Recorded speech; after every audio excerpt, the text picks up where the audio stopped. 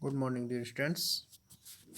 Last topic जो हमने पढ़ा था उसमें इंटीग्रल फैक्ट के बारे में पढ़ा था सारी चीज़ें।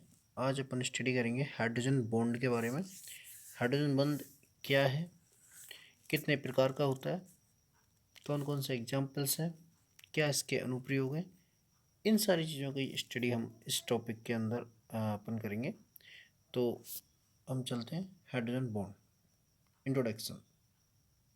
देखिए, लैटिमर एंड रोडेवुस ने इंट्रोड्यूस किया था इसको सबसे पहले। हाइड्रोजन बॉन्ड का आइडिया आया था और एक liquid state of substance water, hydrogen fluoride, ammonia, formic acid, इनमें इनका पता लगाया था कि इनमें हाइड्रोजन बॉन्ड पाया जाता है।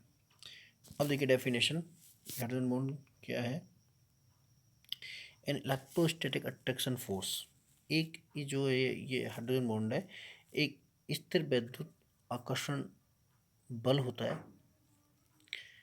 स्थिर वैद्युत आकर्षण बल होता है, ठीक है। किसके बीच में? एक कोवेलेंट बॉन्डेड हाइड्रोजन एटम, एक सहसंयोजक बंध से बंधा हुआ हाइड्रोजन परमाणु, और एक मोर इलेक्ट्रोनेगेटिव एलिमेंट्स, यानी कि इलेक्ट्रो जिसकी विद्युत हाइड्रोजन से अधिक होती है बेसिकली, जैसे फ्लोरीन है, ऑक्सीजन है, नाइट्रोजन है। तो इनके बीच में और हाइड्रोजन के बीच में जो इलेक्ट्रोस्टैटिक अट्रैक्शन फोर्स होता है, स्थिर अस्थिर वैद्युत आकर्षण बल, उसी को हाइड्रोजन बॉन्ड कहा जाता है, ठीक है। अब देखिए कैसे होता है हाइड्रोजन बॉन्ड इज रिप्रेजेंटेड, इसको हमेशा डॉटेड लाइन से प्रदर्शित किया जाता है, डॉट लाइन से। Covalent bond is represented solid line, और जो कोवेलेंट बॉन्ड होता है उसको सॉलिड लाइन से या डार्क लाइन से प्रेजेंट किया जाता है। देखिए एच एफ के बीच में हाइड्रोजन बॉन्ड दिख रहा है यहाँ पर, दो एच एफ के मॉलिक्यूल्स हैं। तो फ्लोरीन और हाइड्रोजन के बीच में जो बॉन्ड है डार्क लाइन में, ये है कोवेलेंट बॉन्ड, सहसंयोजक बंध।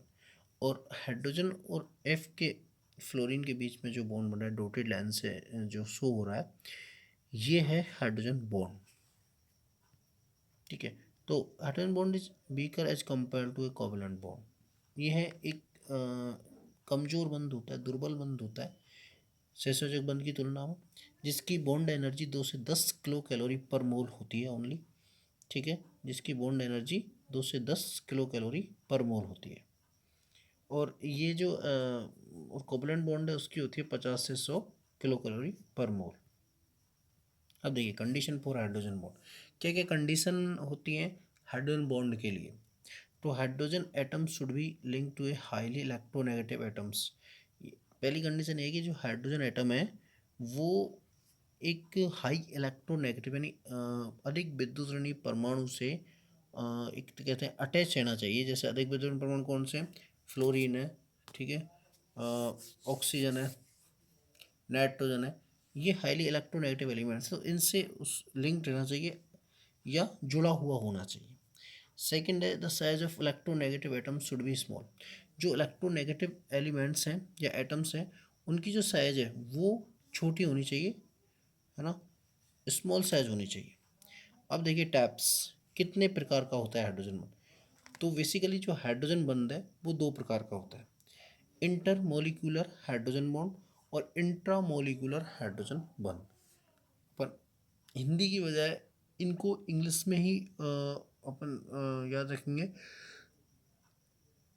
तो ज़्यादा सही रहेगा, क्योंकि हिंदी में इन दोनों में कन्फ्यूजन क्रिएट होता है, इसलिए आप केवल और केवल इंग्लिश में इनको याद रखेंगे, इंटरमोलिकुलर हाइड्रोजन बॉन्ड और इंट्रामोलिकुलर हाइड्रोजन बॉन्ड।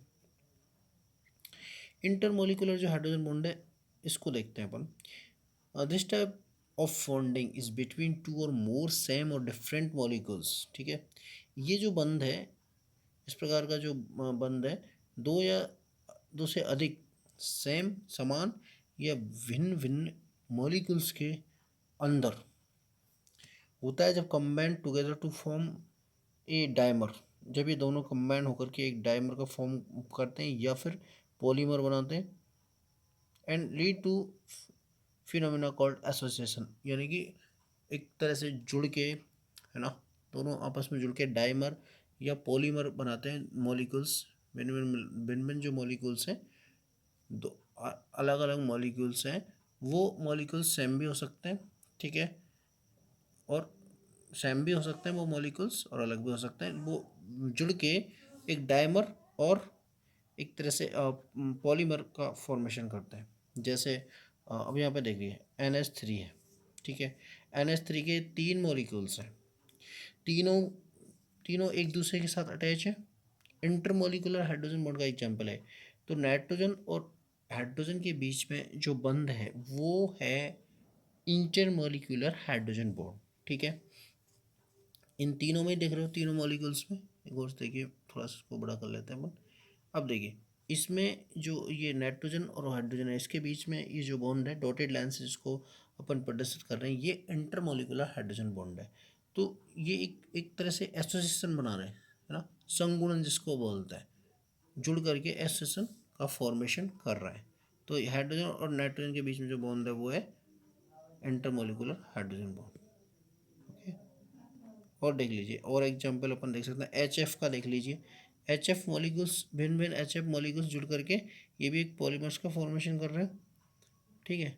और अब देखिए RCOOH एसिड को देख लिए।